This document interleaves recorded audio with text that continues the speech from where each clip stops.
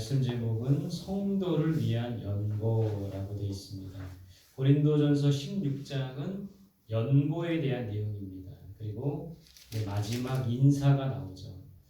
특히 우리가 읽은 이 1절부터 12절까지는 성도를 위한 연보라고 제목이 되어 있습니다. 이 성도를 위한 연보가 뭡니까? 표준 세번역 성경에서는 성도들을 도우려고 모으는 헌금이라고 되어 있어요. 그러니까 성도를 위한 연보는 요즘으로 말하면 구제헌금과 같은 겁니다. 연보는 하나님께 드리기 위해 가져오는 예물이죠. 근데 형제를 돕기 위해 바치는 구제헌금이 있고 또 신앙 공동체의 필요를 채우며 성전의 경비 등에 쓰기 위한 헌물이 있다는 거예요. 그래서 개역개정 성경에서는 우리가 쓰는 용어 헌금이라고 번역을 해 놓았는데 성경에서는 연보라는 말을 또 쓰기도 합니다.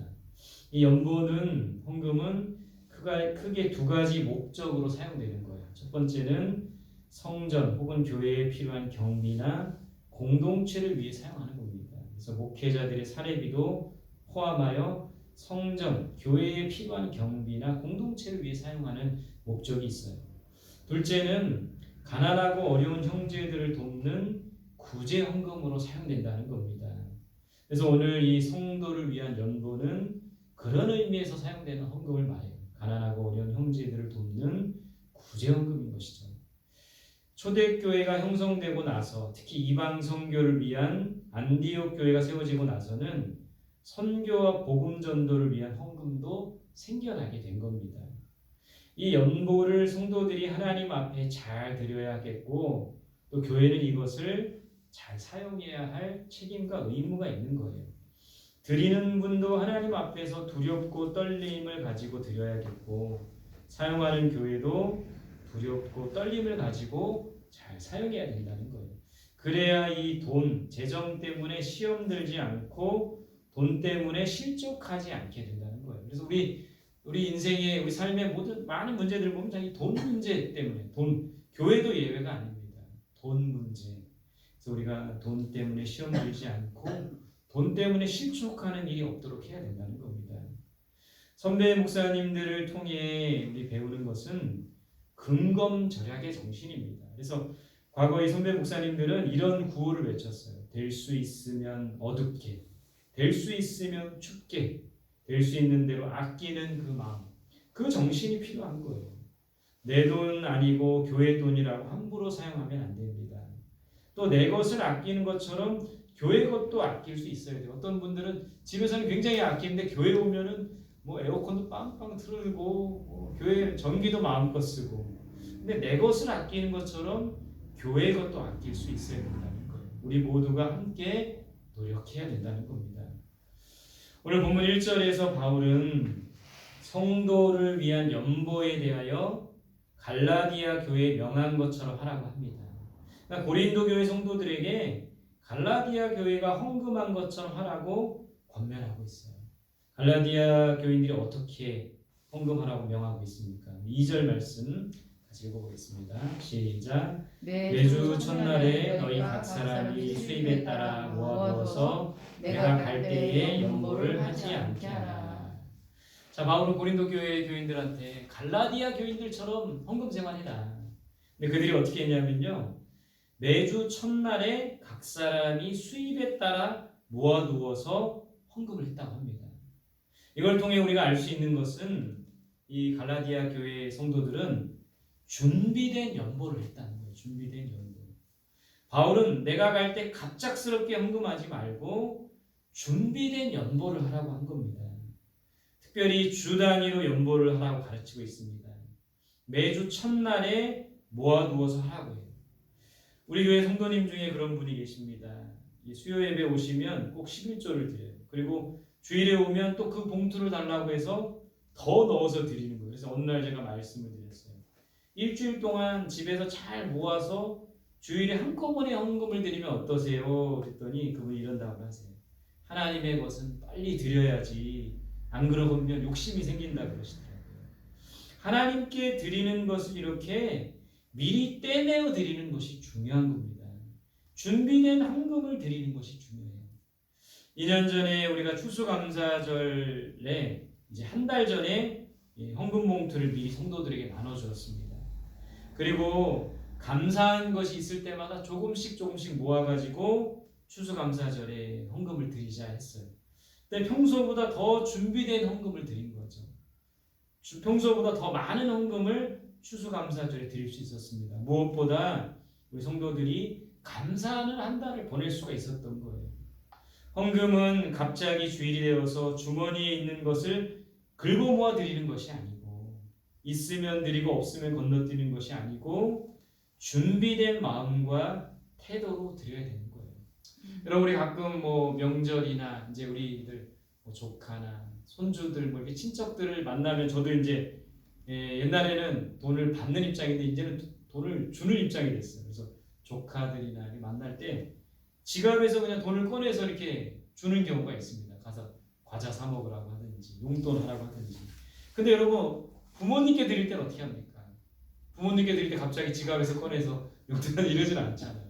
미리 봉투에 담아서 미리 정성껏 또 거기다 쓰기도 하고, 그런 마음으로 드리듯이 우리가 하나님 앞에 드리는 헌금도 그래야 된다는 거예요.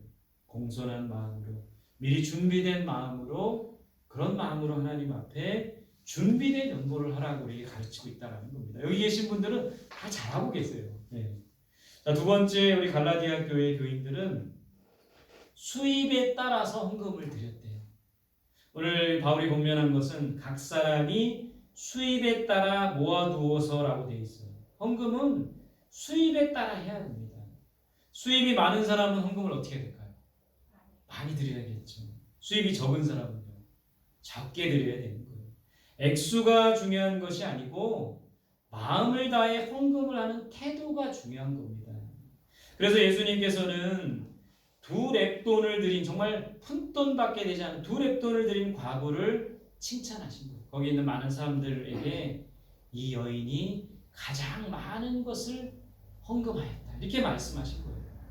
하나님께서 우리에게 많은 물질을 주시면 나 혼자 잘 먹고 잘 사는 것으로 끝나면 안 됩니다. 많은 것을 주시면 더 많은 것을 나눌 수 있어야 돼요. 많은 것을 주시면 더 많은 것을 하나님 앞에 드릴 수가 있어야 된다는 거예요. 오늘 우리 선배 목사님이, 우리 노예한 선배 목사님이 밥 먹으러 오라고 해가지고 저하고 가깝게 지낸 목사님들하고 이렇게 가서 밥을 이렇게 밥 사주셔가지고 가서 밥 사준다는 데 가야 됩니다. 그래서 가서 밥을 먹고 차도 한 잔 마시고, 근데 봉투를 하나씩 주시는 거예요. 봉투를 주셔가지고 왜 뭡니까 그랬더니, 이렇게 갑자기 돈이 생겨가지고 목사님들한테 용돈 주는 거라고 주시더라고요. 너무 감사하더라고요. 근데 그걸 받아가지고 이제 교회에 딱 왔는데 문자가 왔어요. 목사님, 제가 이렇게 나눴더니 하나님이 2배로 채워주셨다고. 진짜 신비하게도 목사님들 다 보내고 나서 누군가가 어려운 분들을 위해서 사용해 주세요 하고 헌금을, 이렇게 돈을 가져왔다는 거예요, 목사님. 그래서 2배로 채워주셨다고 그 얘기를 하는 겁니다. 여러분, 우리에게 많은 것을 주시면 더 많은 것을 나눌 수 있어야 돼요. 우리는 점점 더 풍요로워지고 더 부자가 되는데 교회는 더 가난해지면 되겠습니까? 공동체는 더 궁핍해지면 되겠습니까?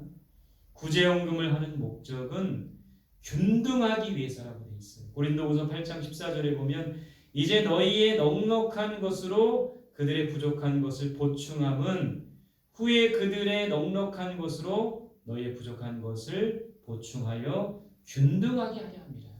그러니까 우리가 많이 벌면, 수입이 많으면 많을수록 하나님 앞에 많은 것을 나누고 가난하고 어려운 이웃을 위해 구제헌금 할 때에 균등하게 될 수 있다는 겁니다. 수입이 많은 사람은 더 많은 것을 나누어 가난한 사람을 도와야 돼요. 넉넉한 사람은 부족한 사람들을 보충해 주어서 균등하게 해야 합니다. 우리가 그런 마음으로 연보를 해야 하고, 교회는 그것을 또한 잘 사용해야 돼요. 그런 의미에서 11조를 드리는 것이 매우 중요하고 복된 일이라는 겁니다. 우리 바라기는 우리 성도들이 점점 더 11조를 많이 할 수 있으면 좋을 것 같아요. 뿐만 아니라 더 많이 벌수록 더 많이 구제하고 성경헌금도 하고 전도를 위해 물질을 드리는 우리 성도들이 될 수 있기를 간절히 소망합니다. 세 번째, 이 헌금은 기쁘고 감사하는 마음으로 해야 됩니다. 오늘 본문에 나오진 않지만 고린도후서 9장 7절에 보면 이런 말씀이 있어요. 각각 그 마음에 정한 대로 할 것이요 인색함으로나 억지로 하지 말지니 하나님은 즐겨내는 자를 사랑하시느니라. 헌금은 인색함으로나 억지로 하면 안 됩니다. 체면 때문에 하면 안 되는 거예요. 체면 때문에 헌금하는 분들이 있습니다. 장로이기 때문에, 권사이기 때문에, 집사이기 때문에. 이와 같은 모습은 바리새인들과 서기관 같은 모습이에요. 하나님은 즐겨내는 자를 사랑하신다고 했습니다. 즐겨내는 것은 뭡니까? 자주 내는 것이 아니라 공동번역과 표준세번역 성경에 보면 기쁜 마음으로 내는 사람이라고 되어 있어요. 그러니까 헌금은 아까운 마음으로 하기보다는 기쁘고 감사하는 마음을 해야 된다는 겁니다. 사실 여러분 헌금하는 거 아깝다고 생각할 수 있습니다. 저도 그럴 때가 있어요. 그런데 왜 헌금을 아깝다고 생각하는 겁니까? 왜 우리가 헌금을 왜 아깝다고 생각하는 거예요? 내 것이라고 생각하기 때문에 그런 거예요. 헌금은 내 것을 떼어서 하나님께 드리는 것이 아니고 하나님의 것을 마땅히 하나님께 드리는 게 바로 헌금이라는 거예요. 우리 부모들이 자녀들에게 용돈을 주죠. 누구의 주머니에서 나오는 겁니까? 우리 자녀들에게 주는 용돈 누구의 주머니에 나오는 거예요? 부모에게서 나오는 것이죠. 그래서 가끔 저는 우리 자녀들을 시험해 볼 때가 있어요. 네 용돈으로 아빠 커피 한 잔 사줄 수 있니? 우리 자녀들은 이 시험에 잘 통과합니다. 기꺼이 사주겠다고 합니다. 아이스 아메리카노. 우리도 여러분 이런 시험에 잘 통과해야 됩니다. 어떤 시험입니까? 모든 물질은 하나님의 것이고 하나님께서 쓰시겠다고 하면 기꺼이 내어드릴 수 있어야 된다는 거예요. 그래서 내 것을 하나님께 드리는 것이 아니라 그러니까 아까워하죠. 내 것을 하나님께 드리는 것이 아니라 하나님의 것을 마땅히 하나님께 드리는 것이 바로 헌금이라는 겁니다. 여러분 복음서에 보면 예수님께서 예루살렘에 입성하실 때 제자 2명이 이렇게 말하죠. 매어 있는 나귀를 끌고 와라. 매어 있는 나귀라는 것은 주인이 있는 나귀라는 겁니다. 만약에 누군가가 물어보면 그렇게 대답하라고 했어요. 주가 쓰시겠다 하라. 그 말은 뭐냐면 이 모든 만물의 주인이 주님이시라는 거예요. 하나님이시라는 겁니다. 결코 우리가 아까워하거나 인색하거나 억지로 드리면 안 되는 거예요. 기쁘고 감사한 마음으로 헌금하는 자를 사랑하시고 사랑하는 자에게 더 많은 것을 부어주시는 것이 하나님이십니다. 여러분 우리는 청지기일 뿐이라는 거예요. 내가 주인이 아닙니다. 하나님의 것을 맡아서 관리할 뿐이에요. 언제든지 하나님께서 쓰시겠다고 하면 아낌없이 기쁜 마음으로 드려야 합니다. 헌금 생활이 있어서 우리가 빠질 수 있는 오류가 있는데 그게 뭐냐면 11조 했다고, 감사헌금 했다고, 주일헌금 했다고, 내가 작정한 헌금 했다고, 내가 할 일 다 했다고 생각하는 것은 여러분 오류입니다. 그것을 넘어서서 모든 물질의 주인이 하나님인 것을 인정하고 하나님께서 쓰시겠다고 하면 언제든지 내어드릴 수 있는 것이 바로 청지기의 삶이라는 거예요. 우리 모두가 청지기의 삶을 온전히 살아갈 수 있기를 간절히 소망합니다. 오늘 이 말씀은 여러분 헌금에 대한 것만 말하는 게 아니에요. 준비된 헌금을 하고 헌금은 수입에 따라서 해야 되고 헌금은 기쁘고 감사하는 마음으로 해야 된다고 했는데 헌금만을 말하는 것이 아니라 우리 예배도 그래야 됩니다. 준비된 예배가 돼야 되죠. 또 더 많은 은혜를 받을수록 더 많이 헌신해야 되는 거죠. 기쁘고 감사하는 마음으로 예배 드려야 되고 헌신할 수 있어야 된다는 겁니다. 여러분 오늘 우리 갈라디아 교회에게 또 고린도 교회에게 바울이 가르쳐 준 것처럼 준비된 헌금을 드리고 더 많은 것을 받을수록 더 많은 것을 하나님 앞에 드리고 나누며 기쁘고 감사하는 마음으로 헌금하며 또 예배 드리며 헌신하는 우리 귀한 성도들이 되시기를 간절히 소망합니다. 아멘. 자, 바울은 고린도 교회와 성도들을 향한 애정이 많았습니다. 그래서 편지로 여러 가지 권면을 했고 고린도 지역에 꼭 가고 싶다고 했어요. 그런데 오순절까지는 에베소 지역에 머물러 있어야 한다고 했습니다. 그 이유는 에베소 지역은 복음의 문이 많이 열려 있지만 아직도 대적하는 자가 많기 때문이라고 했습니다. 바울이 고린도에 갈 수 없는 대신 디모데를 그곳으로 보내겠다고 말했습니다. 그러면서 고린도 교회에 이런 당부를 하고 있어요. 10절 11절 같이 읽어봅시다. 시작. 디모데가 이르거든 너희는 조심하여 그로 두려움이 없이 너희 가운데 있게 하라. 이는 그도 나와 같이 주의 일을 힘쓰는 자임이라. 그러므로 누구든지 그를 멸시하지 말고 평안히 보내어 내게로 오게 하라. 나는 그가 형제들과 함께 오기를 기다리노라. 자, 디모데가 이르거든 너희는 조심하여 그로 두려움이 없이 지내도록 도우라고 당부하고 있습니다. 디모데가 비록 어리지만 나와 같이 주의 일을 힘쓰는 자라고 했어요. 여러분, 제가 성원교회에서 목회를 하면서 참 감사한 것은 좋은 성도님들이 많이 계시다는 겁니다. 모두 여기 계신 분들도 모두 저보다 나이도 많으시고 인생 경험도 많으시고 연륜도 풍부하시지만 제가 목회자, 나이도 어리지만 목회자라고 대접해 주시는 거예요. 기도해 주시고 존중해 주시는 것이 너무 감사한 겁니다. 바울은 어린 디모데를 대신 보내지만 그가 잘 지내도록 도울 것을 고린도 교회에 요청하고 있는 겁니다. 누구든지 그를 멸시하지 말고 평안히 보내어 내게로 오라고 권면하고 있어요. 나이 어리다고 멸시하면 안 됩니다. 부족하다고 멸시하면 안 돼요. 흠이 있다고 멸시하면 안 되는 거예요. 오늘날 이 교회들을 보면 많은 교회들이 은혜와 평강이 가득하기보다는 신음하고 아파하고 갈등하고 평안하지 못한 모습을 많이 보게 됩니다. 그렇게 된 첫 번째 이유는 우리 목회자들이 잘못에 있다고 생각이 들어요. 목회자들이 잘못했기 때문에 이런 어려움을 겪는 거죠. 목회자들이 조금 더 욕심을 내려놓고 하나님과 성도들 앞에 바르고 정직하게 목회하면 되는데 그러지 못해서 문제가 발생하는 거죠.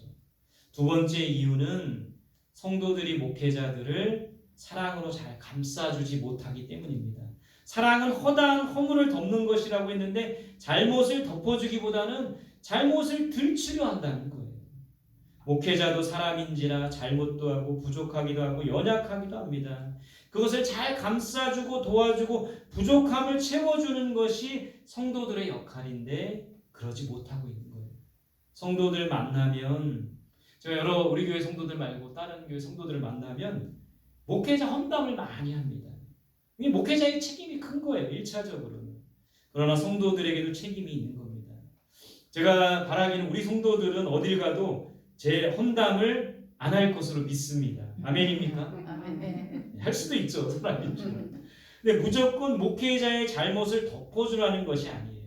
무조건 이해하기만 하라는 것이 아닙니다. 바울이 고린도 교회에 부탁하고 있는 것을 우리가 잘 새겨들을 필요가 있는 거예요. 너희는 조심하여 그로 두려움이 없이 지내게 하라. 그를 멸시하지 말고 평안히 있게 하라. 목회자가 두려워하지 않고 하나님의 말씀을 잘 전하며 말씀대로 살 수 있도록 성도들은 도와야 합니다. 목회자를 멸시하지 말고 존중해 주어야 돼요. 무엇보다 목회자가 평안할 수 있도록 도와주어야 됩니다. 그 목회자가 근심하지 않도록 하는 것도 성도들의 또 역할이라는 거예요. 여러분, 우리 성도와 목회자는 서로 같은 편입니다. 서로 적인 것처럼 물어뜯고 헐뜯고 싸우지 말고 서로 협력하고 도와주고 위해주고 격려해주고 힘을 줄 수 있으면 좋겠어요.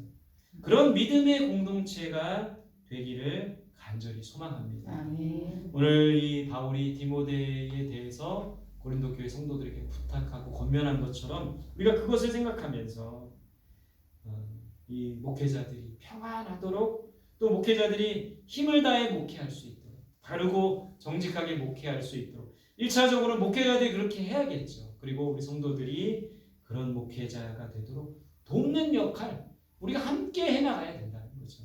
그렇게 할 때 정말 은혜와 평강이 넘치는 그런 교회가 될 수 있다는 겁니다.